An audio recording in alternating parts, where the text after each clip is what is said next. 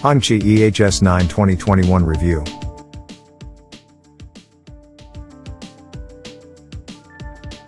But before we start, please support us by pressing the like and subscribe buttons, so that we can continue to provide information about car and motorcycle news.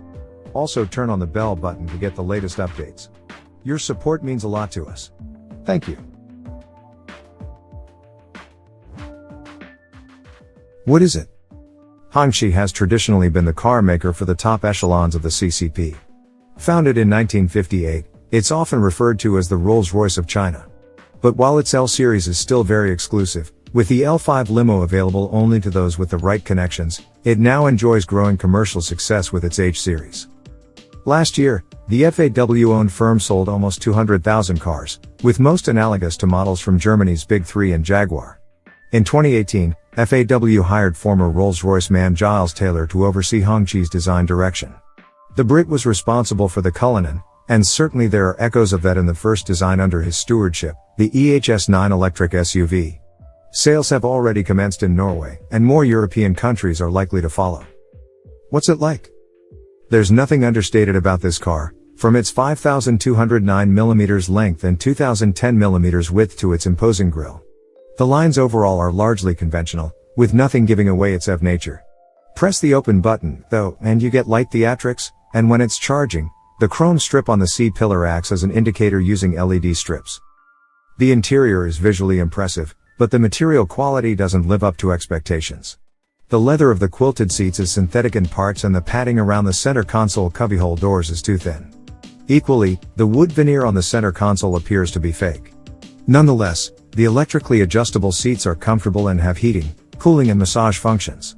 These, together with the air conditioning, are controlled via the touchscreen that stretches from the center console up to the air vents.